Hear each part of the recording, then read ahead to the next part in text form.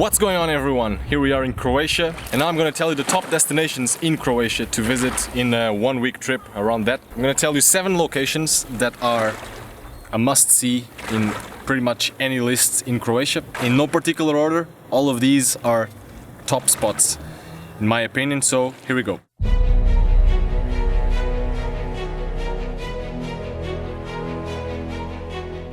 Number 1 is Dubrovnik. Dubrovnik is the Pearl of the Adriatic. It's arguably the most famous city in Croatia. The whole of the old town is fortified and really well preserved. Also, the Game of Thrones show was filmed there, so if you're a Game of Thrones fan, pretty much every scene in King's Landing was filmed there. Must go. It's touristic, it's more expensive than usual, so keep that in mind. Still, a top destination in Croatia. Number 2 in our list is the town of Split. This town has a lot of Roman influence, has amazing Roman ruins there. It also is a hub that you can reach to. From there, take a ferry to one of the many islands that are around there. The island of Brač, the island of Cholta, the island of Hvar. All of those are really worth a 1-day trip. You have the Blue Lagoon, you have a ton of attractions that you can visit from Split, and the Split town itself is really worth it as well. Number 3 in our list is ŠIBENIK. ŠIBENIK is not a town that is as visited as Split or Dubrovnik, so it's less touristic, which means it's less expensive, which is good, and the old town is again amazing. Like Dubrovnik, in ŠIBENIK, a lot of scenes from Game of Thrones were filmed as well, especially scenes that take place in the city of Bravos. So if you're a Game of Thrones fan, you want to visit Bravos, ŠIBENIK is the place to go. Also around ŠIBENIK there are many forts and a lot of ancient fortresses that you can visit, and you can easily check out the old town of ŠIBENIK in 1 day. Number 4 is the town of ZADAR. The town of ZADAR is arguably the oldest continually inhabited town in Croatia, and it has again an old town that you can check in 1 day easily. One cool thing you can do in ZADAR is that you can just like here, you have piers like these that you can use as a beach pretty much. You can just dive into the sea from there while checking out the old town, which is just right by the piers.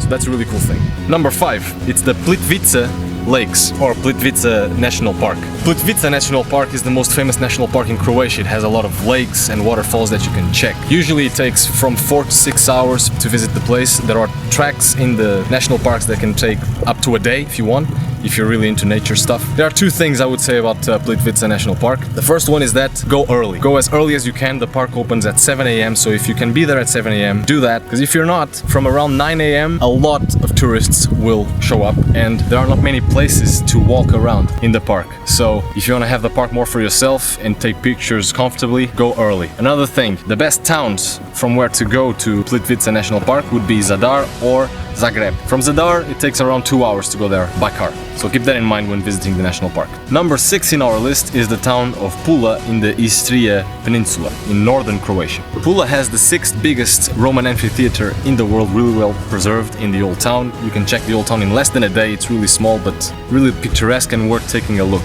And I will also include this in number 6 because it's just right next to PULA, which is actually where we are right now, which is the town of ROVINJ. The town of ROVINJ is located 30 kilometers from PULA, so you can easily reach it from PULA. And it's also really worth checking out. The old town is amazing, surrounded by the sea. Really recommend it as well. Last but not least in our list is the capital city of Croatia, Zagreb. Zagreb has a very small old town that you can check in 1 day. It has the Tolkien bar, which is not a very well-known place, but if you're a Tolkien fan, a Lord of the Rings fan, you should definitely go there. The cathedral is great, really worth checking out in 1 day. So Zagreb, obviously, also included in our list. So these are the top attractions in Croatia. Again, this list is not in any particular order. I think all of these 7 are worth it. So if you're thinking about going to Croatia, I hope this list was helpful. Safe travels and keep expanding.